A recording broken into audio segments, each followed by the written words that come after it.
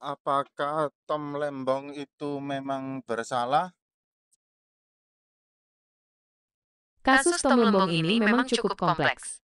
Ia divonis bersalah dalam kasus korupsi impor gula, tapi banyak pihak menilai tidak ada niat jahat dari Tom Lembong. Menurut kamu, bagaimana pendapatmu tentang kasus ini? Secara ringkasan, bagaimana itu kesimpulannya ya? Kesimpulannya, Tom Lembong divonis 4,5 tahun penjara dalam kasus korupsi impor gula.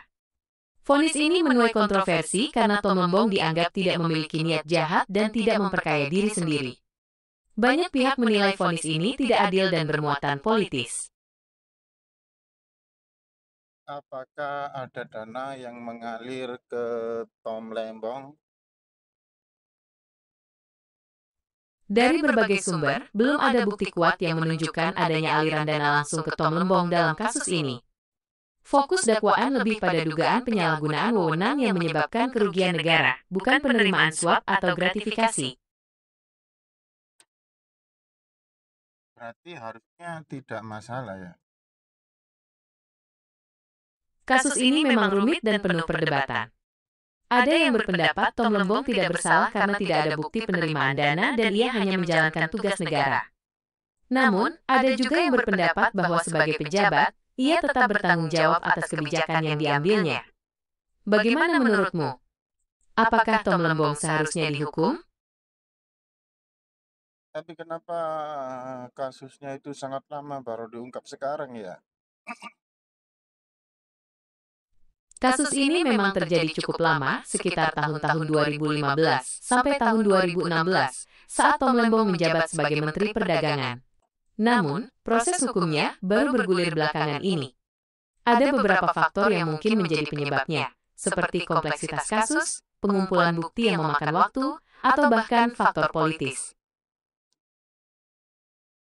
Kalau secara sains, secara logika, itu bagaimana pendapat kamu? Secara logika, jika tidak ada bukti aliran dana ke Tom Lembong, maka sulit untuk mengatakan ia bersalah dalam konteks memperkaya diri sendiri. Namun, dalam hukum, ada konsep tanggung jawab jabatan. Artinya, sebagai pembuat kebijakan, ia tetap bisa dianggap bertanggung jawab jika kebijakan tersebut merugikan negara, meskipun tanpa menerima keuntungan pribadi.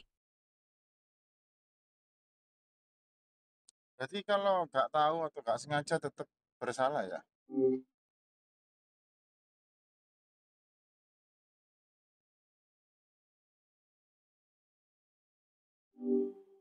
Jadi kalau nggak tahu atau nggak sengaja, misalnya kayak membuat melaksanakan instruksi kebijakan A, terus A tersebut tidak sesuai atau rugi negara, itu yang salah siapa ya?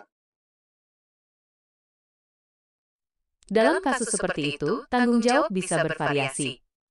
Jika kebijakan dibuat tanpa niat jahat dan sudah melalui prosedur yang benar, mungkin tidak ada pihak yang bisa dipersalahkan. Namun, jika ada unsur kelalaian atau penyalahgunaan wewenang, pembuat kebijakan bisa dimintai pertanggungjawaban, meskipun tidak ada keuntungan pribadi. Bagaimana pendapatmu tentang hal ini? Apakah menurutmu pejabat harus selalu bertanggung jawab atas kebijakan yang dibuatnya? Nah, terus untuk yang menginstruksikan paling tinggi bagaimana?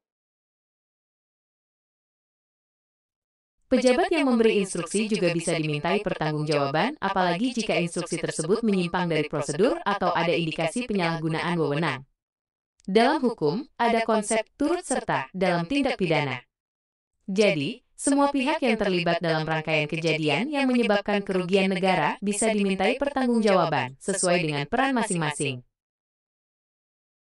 Misalnya presiden nyuruh menteri, menteri terus melaksanakan.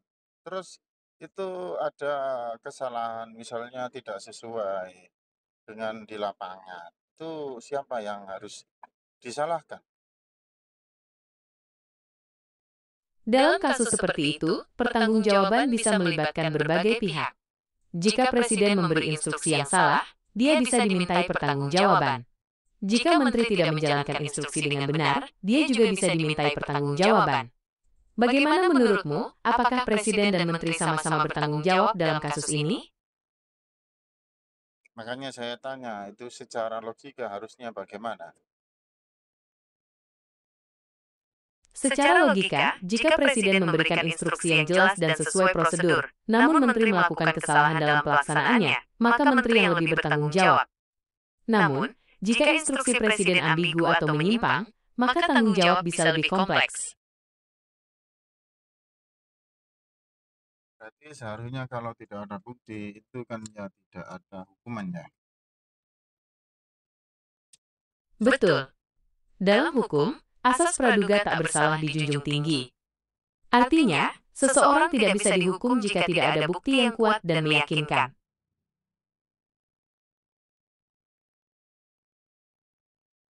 Berarti keputusannya itu bagaimana ya kalau dilihat dari beritanya ya? Dari berita yang saya baca, Tom Lembong divonis bersalah dan dihukum 4 tahun 6 bulan penjara.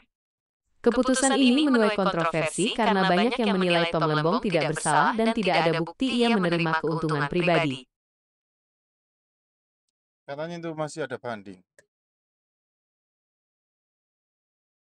Benar sekali, Tom Lembong dan tim pengacaranya sudah mengajukan banding atas vonis tersebut. Kita tunggu saja bagaimana hasil akhirnya nanti.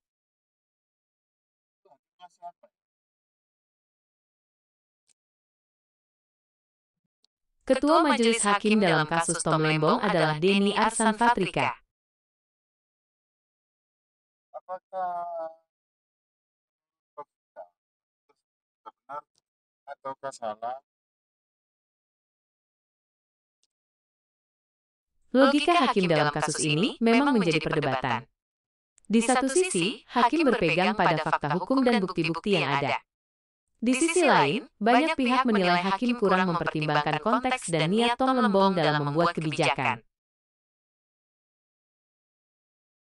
Nah, terus kalau misal ada menteri yang kayak kayak kebijakannya tidak sesuai atau merugikan merugikan negara, apakah bisa diusut sekarang meskipun kejadiannya berpuluh-puluh tahun yang lalu? Kasus korupsi tidak mengenal batasan waktu. Artinya, jika ada bukti baru atau indikasi kuat, kasus yang sudah lama pun bisa diusut kembali. Tentu saja, prosesnya akan lebih rumit, karena bukti-bukti mungkin sudah sulit ditemukan dan saksi-saksi mungkin sudah sulit dihubungi. Anda punya contoh kasus yang spesifik? Misalnya ada orang pakai narkoba itu di tahun 2010, misalnya di video ya, videonya itu tahunnya sekarang. Itu bagaimana ya, bisa dihukum atau tidak? Dalam kasus narkoba, jika ada bukti kuat seperti video yang menunjukkan seseorang menggunakan narkoba di tahun 2010, orang tersebut tetap bisa diproses hukum meskipun videonya baru ditemukan sekarang. Namun, ada faktor lain yang perlu dipertimbangkan, seperti jenis narkoba, jumlah, dan apakah ada unsur penyebaran atau perdagangan. Apakah masih bisa dihukum orang tersebut? Ya, orang tersebut masih bisa dihukum. Kasus narkoba termasuk dalam kategori kejahatan yang serius dan tidak mengenal batasan waktu. Jadi, meskipun kejadiannya sudah lama, pelaku tetap bisa diproses hukum jika ada bukti yang kuat. Berarti harusnya ada banyak pejabat negara yang melakukan hal seperti Tom Lembong. Jadi tidak sengaja atau tidak tahu tiba-tiba di diberi hukuman seperti Tom Lembong tersebut ya. Kasus Tom Lembong memang cukup unik dan kompleks. Ia divonis bersalah dalam kasus impor baja, meskipun banyak pihak menilai ia tidak memiliki niat jahat. Kasus ini menjadi presiden menarik dalam hukum Indonesia, di mana seorang pejabat bisa dihukum meskipun tidak ada bukti korupsi atau keuntungan pribadi. Itu menurut kamu lucu apa tidak?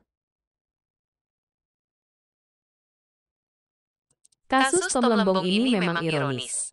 Di satu sisi, ia berjasa dalam memajukan industri baja nasional.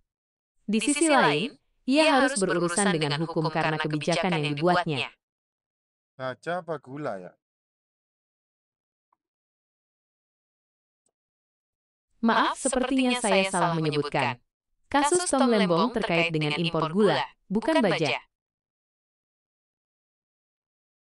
Iya, berarti begitu ya, kira-kiranya ya. Ya, kira-kira begitu. Kasus Tom Lembong ini memang rumit dan masih berlanjut dengan proses banding. Oke, terima kasih atas informasinya. Sama-sama. Semoga informasi ini bermanfaat.